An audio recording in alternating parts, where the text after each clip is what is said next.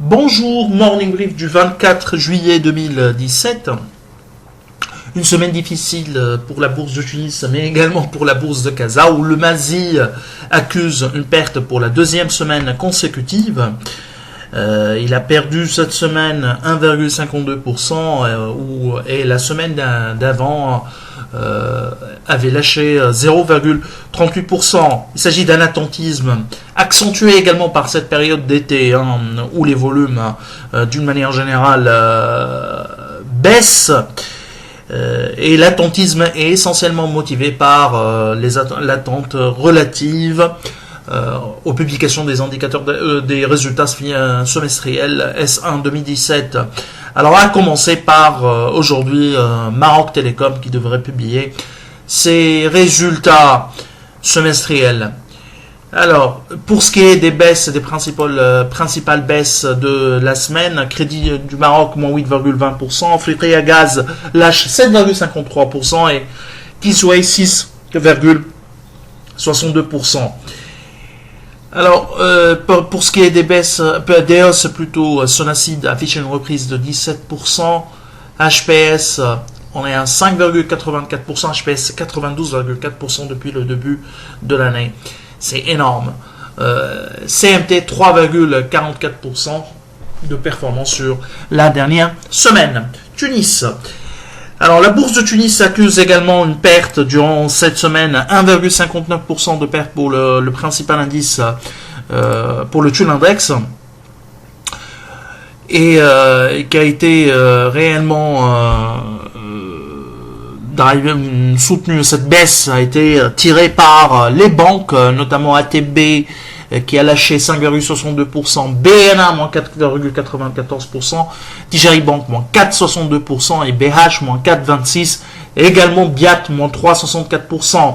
Sur la semaine, Telnet lâche également 3,69%, mais aussi Monoprix moins 4,36%. Ce qui est un peu surprenant, c'est que avec la publication des indicateurs d'activité T2 2016, où la croissance à deux chiffres pour le PNB des banques a été confirmée par ces publications, on a constaté le repli au niveau de la bourse, une sorte de prise de bénéfice qui est un peu compréhensible.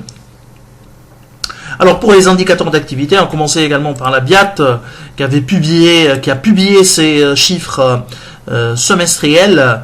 Alors, les chiffres de S1 2017 de Biat sont positifs, une croissance de 18% pour le PNB, mais surtout un ratio dépôt sur crédit qui reste élevé autour de 116%, une rareté pour les banques tunisiennes, où le problème de liquidité et la collecte des ressources est le véritable défi pour les banques tunisiennes.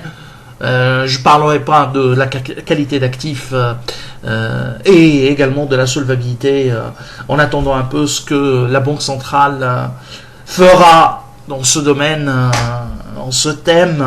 Est-ce que elle aura le courage et l'audace de demander aux banques d'augmenter leurs provisions et ainsi de renforcer leurs fonds propres. C'est un autre sujet, mais pour ce qui est des indicateurs d'activité, on a une croissance confirmée pour le secteur bancaire, et qui est également, où Biat est l'emblème un peu de la croissance à deux chiffres pour les revenus.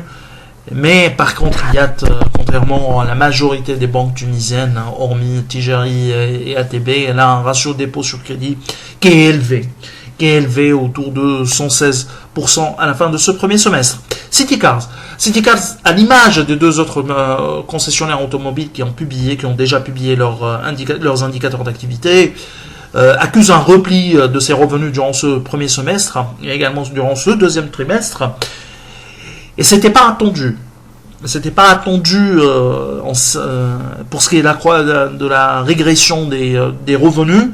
Le repli de la marge commerciale, chose qui est également vérifiée pour Citycars, était par contre attendu, vu la montée de l'euro face au dinar, ou l'effondrement du dinar tunisien face à l'euro et même le dollar pour le cas de Citycars. qui s'approvisionne, on le rappelle, par le dollar, mais la régression des revenus est surprenante. Juste pour l'euro, la Banque centrale, au niveau de la Reval, on est à plus de 2,8. Et donc, il y a une véritable glissade du dinar tunisien. C'est une glissade très, très importante. Donc, pour le revenu des concessionnaires, ça pourrait expliquer par deux faits.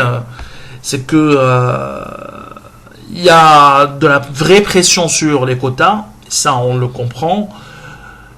Et également un ralentissement de la demande. Et nous, on le comprend. Pour le moment, les concessionnaires disent qu'il y a toujours de la demande, mais à un certain niveau d'euros, nous, on pense que la demande va ralentir. Alors, Monoprix affiche une hausse de ses revenus. Sur le deuxième trimestre, une légère hausse, une quasi-stabilité de ses revenus, mais sur l'ensemble de ce premier semestre, on est à une hausse de 3,9% de ses revenus. Mais surtout, ce qui est rassurant au niveau des chiffres de Monoprix, c'est l'amélioration de sa marge commerciale, plus 100 points de base à 18,2%. Un jugement définitif sur les marges peut être soutenu ou argumenté essentiellement par les états financiers consolidés, parce que on aimerait bien voir des comptes plus détaillés en termes consolidés pour dire qu'il y a eu une amélioration des marges ou pas, ou bien détérioration de la marge commerciale. Ce qui est sûr, c'est qu'à partir de ces indicateurs d'activité, on peut dire qu'il y a eu une amélioration de la marge commerciale. Alors, ce samedi, il y a eu un incendie à Sousse qui aurait touché l'usine Eurocycle, Qal'a al-Kbira. C'est une information qui a été relatée par les médias tunisiens, essentiellement par Mosaïque FM, sans nommer bien sûr la marque Eurocycle, le nom d'Eurocycle, mais c'est le fabricant de vélos qui est basé à Qal'a al-Kbira. Il y a eu une vraie tempête à Sousse samedi soir, mais Eurocycle devrait à notre avis publier un communiqué le plus tôt possible pour rassurer un peu le marché, parce que d'après l'article de Mosaïque FM, il y a eu des dégâts importants. Après, important, c'est tout à relativiser, mais il faudra, à notre avis, que Eurocycle communique le plus tôt possible. Alors, Sifat a publié un résultat déficitaire de 3,7 millions de dinars. Nous, on était à 3,1 millions. C'est une des rares boîtes pharmaceutiques qui affiche des déficits, Sifat, et ça fait quelques années que la Sifat est en difficulté. Et on pense que parmi les sociétés ou les entreprises publiques que l'État devrait regarder, il y a Sifat qui était une véritable entreprise rentable, qui était rentable dans les années... ça fait quelques années, mais qui connaît des difficultés depuis des difficultés opérationnelles, mais également de gouvernance pour Sifat depuis certaines périodes, depuis quelques années. Alors je vous souhaite une excellente journée. Juste avant de vous saluer, nous vous informons qu'il n'y aura pas de morning le 25 juillet, puisque en Tunisie on fête la fête de la République le 25 juillet. Alors je vous remercie, au revoir, à mercredi prochain.